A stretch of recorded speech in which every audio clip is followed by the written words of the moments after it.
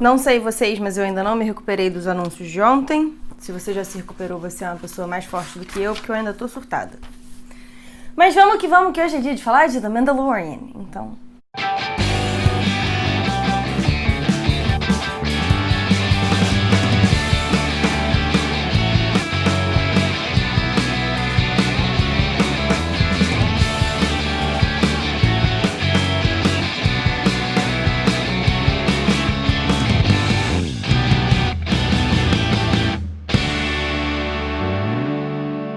Olá e bem-vindos ao Experimento 237, o seu cantinho aleatório do fandom.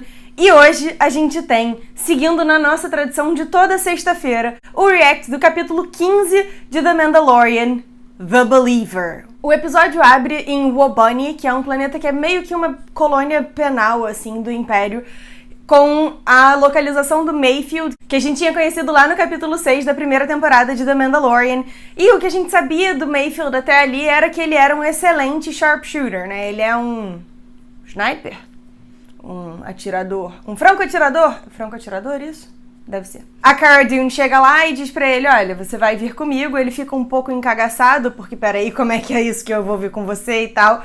E ela leva ele até o Boba Fett, aí ele até toma um susto, fala, eu achei que você fosse um outro cara, e aí aparece o Mando, ele fica com mais cagaço ainda.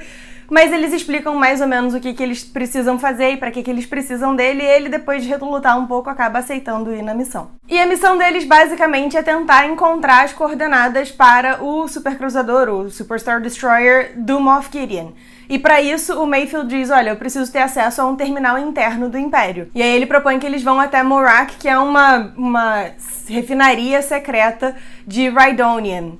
Rhydonian é um tipo de combustível de hiperespaço, parecido um pouco com o Coaxium, só que diferente. Ele apareceu em The Clone Wars e apareceu também em Star Wars Rebels, e ele é muito, muito, muito volátil.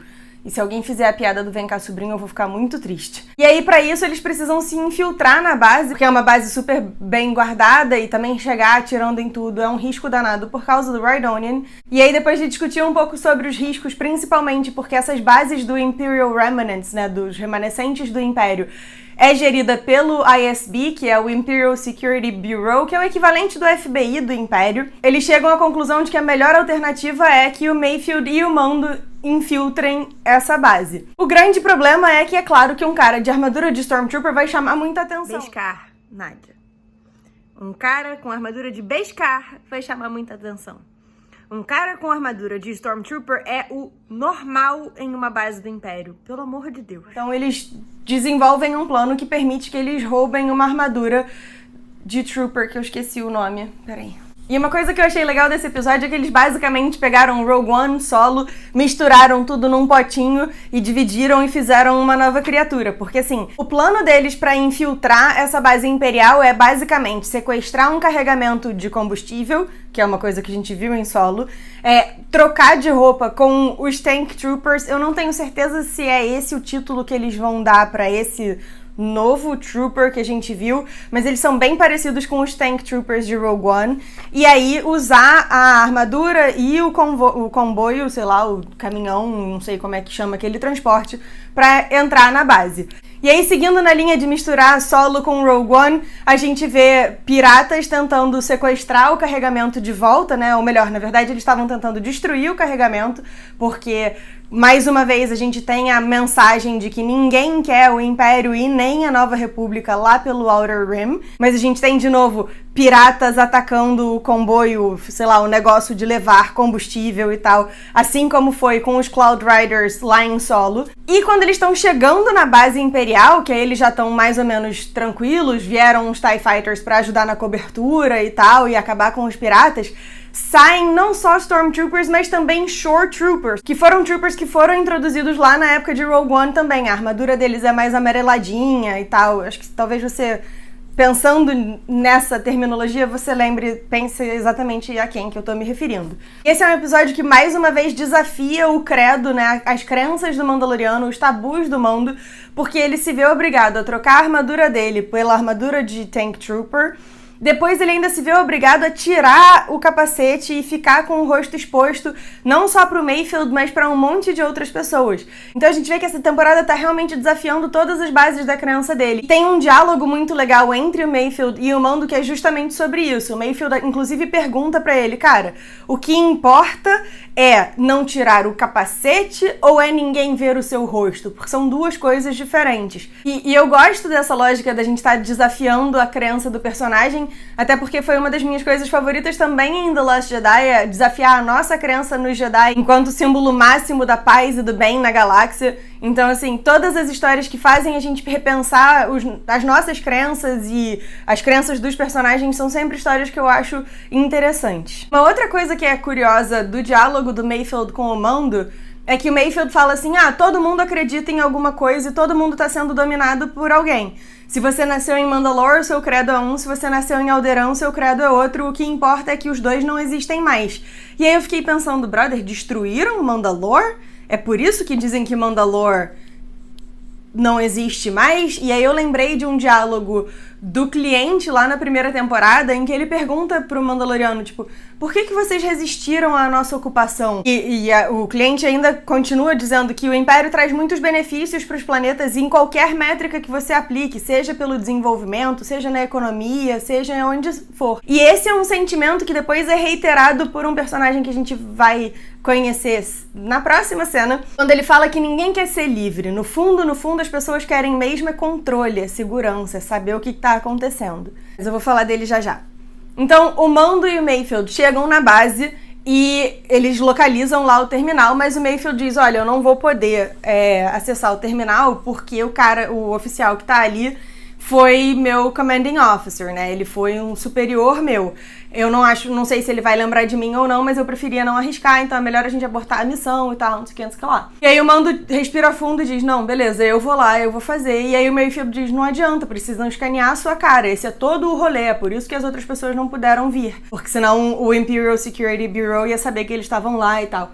E aí o Mando diz, não importa, assim, eu vou resolver. E aí ele vai no terminal e ele tira o capacete pra poder ser escaneado e tal. Só que nesse momento em que ele tá pegando as informações, chega um oficial do Império, ótimo. E aí nesse momento chega um oficial do Império e fala com o Mandaloriano, e o nome dele é Valen Hess, ele tinha sido o commanding officer do Mayfield, e começa a perguntar pro Mando, ele pergunta qual é o símbolo, né, qual é o codinome, sei lá, dele, e o Mando não sabe responder porque ele quer um código, que é o TK alguma coisa. Todos os troopers têm esse código e o Mando não tem, ele não sabe qual é. E aí, nesse momento, o Mayfield se vê obrigado a entrar, né, e tentar intervir e tal, e ele diz, que ele é meio surdo e tal, não sei o que, e tenta desenrolar. Mas o Valen Hess insiste em pagar eles um drink porque eles foram os únicos que conseguiram trazer o carregamento naquele dia. Todos os outros comboios tinham sido explodidos pelos piratas. E aí rola uma cena super tensa do Valen Hess com o Mayfield. Eles vão brindar e aí eles falam da Operação Cinder, que é a Operação Cinzas em português, que apareceu muito na trilogia Marcas da Guerra, apareceu também no jogo Battlefront 2. Eu vou fazer um vídeo falando especificamente sobre ela, porque agora que realmente amarrou todas as pontas e tal, eu vou ter que falar da contingência e da Operação Cinzas e o que tudo isso significa. Não sei exatamente quando esse vídeo vai surgir, mas ele vai surgir, fiquem de olho. E aí o Mayfield fala que ele estava presente no Burning something, eu não anotei. E aí o Mayfield fala que ele estava presente em uma operação específica em que morreu, tipo, todo mundo, que ele perdeu o batalhão dele inteiro, milhares e milhares de pessoas, 5 ou 10 mil pessoas e tal. E o Valen Hess mostra que ele não tem nenhum remorso sobre isso, que todas as vidas perdidas foram em favor do Império e tal, e aí o Mayfield acaba se descontrolando, mata ele, mata uma galera, e aí eles têm que fugir. E é uma cena super legal porque, assim, eles fogem tentando chegar até o teto? Não é teto. Mas sabe, rooftop? Ali? Esqueci a palavra. Mas eles tentam chegar ao topo do prédio, né? E enquanto isso, a Fennec Shand e a Cara Dune estão em cima de uma montanha, sei lá onde, de sniper, tipo, matando cada um dos troopers, que vai ser um problema pra eles e tal. E é uma cena bem bacana. Vai caindo, assim, um trooper de cada vez e tal. Eu gostei bastante de ver essa cena. Aí elas sinalizam pro Boba Fett, olha, eles já estão lá no topo do prédio, é só você ir lá e buscar. e eles sobem e a gente vê o Boba Fett usar aquela bomba sônica dele, que é iradíssima e tal, e eu fiquei bem feliz. Gostaria de ter visto com mais coisas em volta, mas já foi bem legal de ver essa bomba funcionar. Bomba de nêutrons, talvez? Me fugiu agora qual é a natureza da bomba do Boba Fett, mas é a bomba do Boba Fett, vocês sabem. E aí, pra encerrar esse capítulo, a gente tem uma repetição do penúltimo episódio da primeira temporada, em que o Moff Gideon, quando chega a Nevarro, diz para o Mandaloriano: olha, você tem uma coisa que eu quero, você pode achar que você sabe com o que você tá lidando, mas você não sabe, e ela tem um valor pra mim que você nunca vai ser capaz de entender. E o Mandaloriano diz exatamente a mesma coisa pro Moff Gideon, e o meu coração, que gosta muitíssimo de setup e payoff, ficou extremamente feliz, porque assim, yes! É assim que você reage a um maluco roubar o seu neném. Agora, coisas aleatórias que coisas aleatórias que eu esqueci de comentar e que me fugiram e que, enfim, me ocorreram agora no finalzinho do vídeo.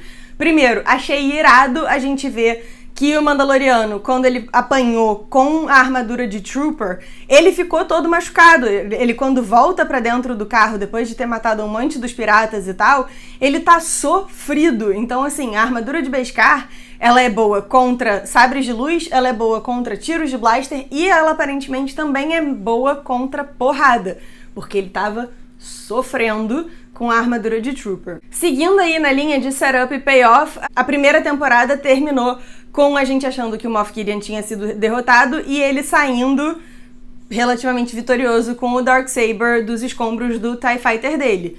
Será que nessa temporada eles vão inverter a lógica e a gente vai achar que o Mando se estrepou ou morreu e a gente vai ver ele, tipo, bolado no último segundo?